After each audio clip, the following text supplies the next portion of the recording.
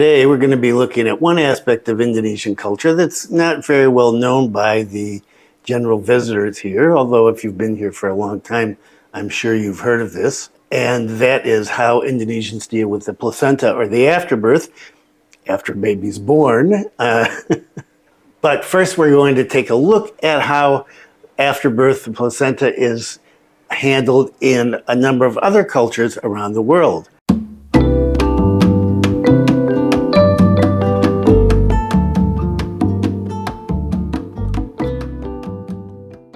So this video is all about Ari-Ari. What is Ari-Ari?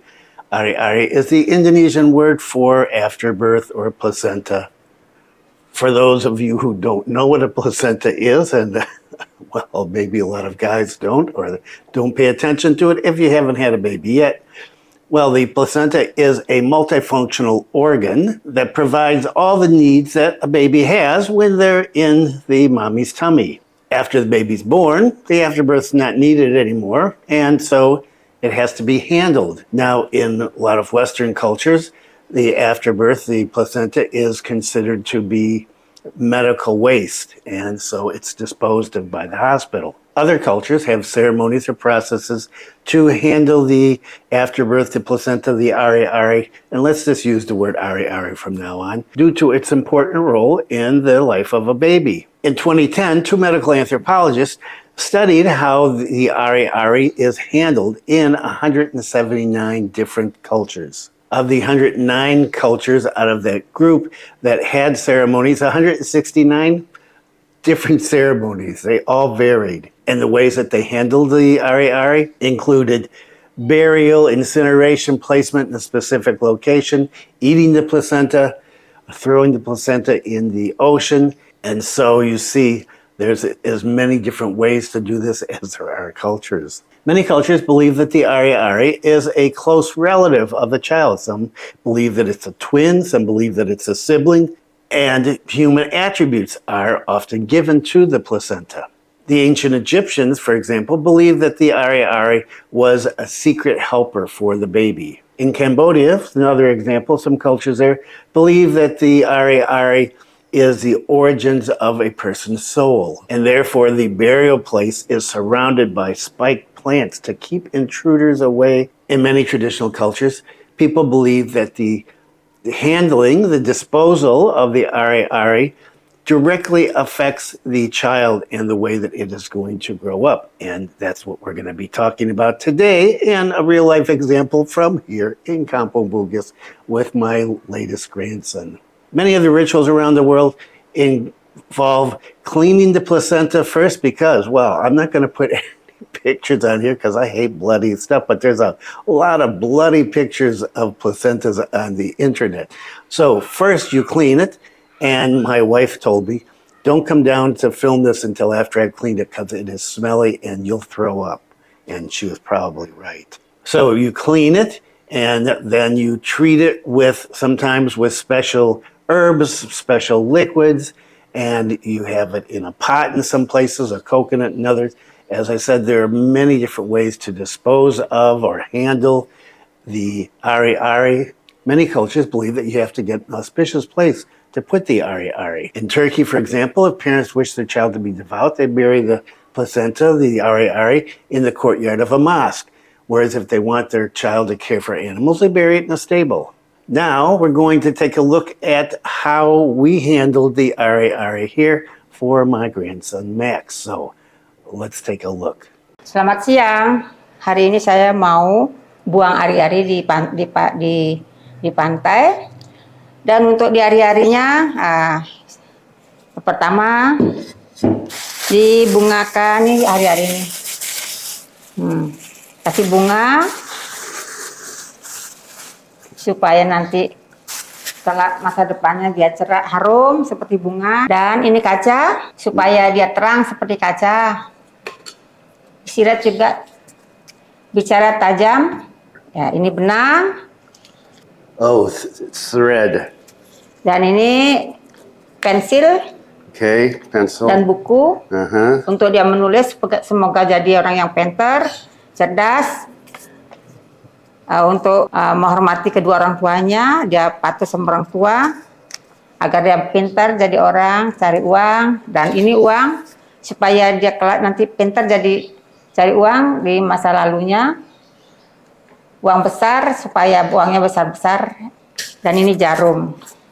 Kenapa jarum? Ya karena jarum itu kan tajam juga Pak. Huh? Jarum itu kan tajam. Yes. Nah seperti alright. gimana seperti jarum tajam supaya bisa juga tajam, supaya jadi orang pintar dan gampang cari uang. Itu sudah uang taruh di sini. Barang bungkus ini. Okay, this is Buang di pantai. This is called kain putih, white cloth, and this is what you wrap a corpse in, a person when they're dead. And so now this is going to be thrown in the ocean. Kenapa taruh di laut? Supaya jadi orang, masa depannya dia siap supaya merantau. Tidak ragu-ragu ninggali rumah. Kalau Merantau jadi orang karena dibuang di laut kan? yes. Ya, supaya dia tuh jadi orang tuh berani, tegas dan ikhlas ninggali rumah gitu. Supaya cari rezeki gitu, cari uang. Yes. Supaya masa depannya dia cari uang. Kalau taruh di laut, taruh di mana? Dikubur di dalam di tanah ditanam. Ya, tanam di mana? Ya kalau ditanam ya biasa tanam di situ di samping yang pernah tumpuk ini. Tapi dia nanti jadi perempuan tidak mau kemana-mana, diam di rumah aja. Nah sekarang saya cari orang yang suruh buang ke pantai. Anda mau lihat? Yeah. Ya, yuk jalan yuk. Okay, so Sue's looking for somebody now to throw this into the ocean. It has to be thrown out. Going through a labyrinth of our houses here. It has to be thrown out far enough away.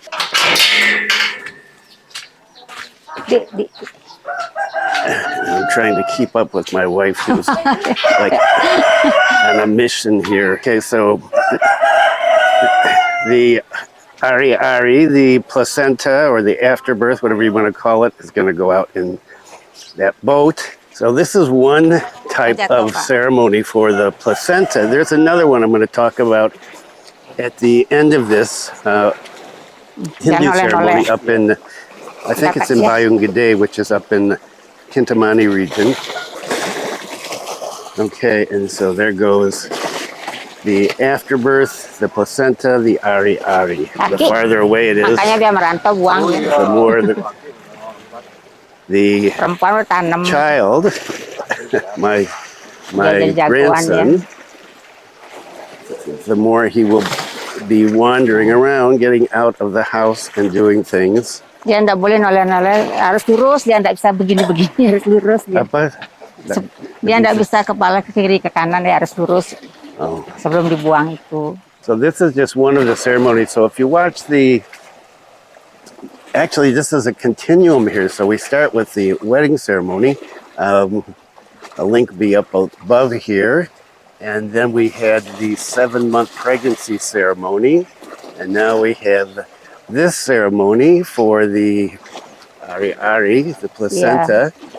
Then we're going to have another ceremony at 40 days. So there's no end to ceremonies. Ya, ada tengah dalam dah pas dari situ. Sana dia buang. Dia jadi orang merantau dia. Biar dia cari uang. Okay, and people do believe in this stuff. As an anthropologist, I'm interested in it. As a grandfather of Ari-Ari, it's a little weird. Udah juga dalam tuh. Yeah, that's what a dalam sana. Yeah. He's dropped the Ari-Ari into the depths. Nih. Makasih banyak ya. Makasih banyak ya. Ya, kasih. Yeah. Okay, and that is it. We're done with that ceremony. Well, I hope that you found that informative. Let's take a little closer look at the way the Ari-Ari is dealt with in Indonesia. So in some cultures in Indonesia, there's a belief that the Ari-Ari is a younger sibling of the child. So for this reason, you can't just throw it away. You've got to take care of it as you would with a real child. Javanese, for example, have a special ceremony to bury the placenta, which is called mendem. In this ceremony, after the placenta is washed clean, it's put into a pot made of clay or kendel, And previously, the pot had been covered with certain types of leaves. In some places, the kendall is replaced with coconut shell. However, the function's the same. The kendall, or the coconut shell, is closed and the top is given several items called laden. These requirements vary from region to region, generally the form of flowers, shallots, white onions, threads, needles, coins, Arabic writing, Javanese writing. You've already seen what we put in the pot here, and I listed the functions of each of those objects. And they're very similar to what you find in a lot of cultures in Asia. In some cultures in Indonesia, it's important if you're going to bury the Ari-Ari, you don't bury it too deeply, because if it's too deep, the child's going to have difficulty learning how to speak. On the other hand, you can't have it too shallow because animals may come and try to dig it up, like dogs, for example.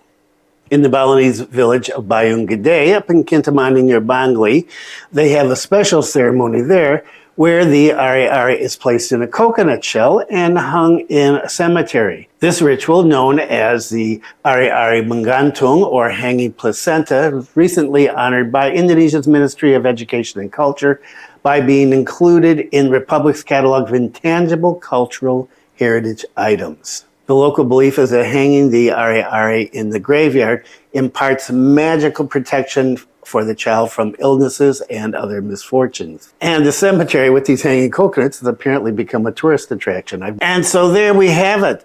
Different ways that the Ari-Ari, the placenta, is handled in various cultures. So I hope you learned something new today. So thanks for viewing. Stay safe. Be kind to someone today.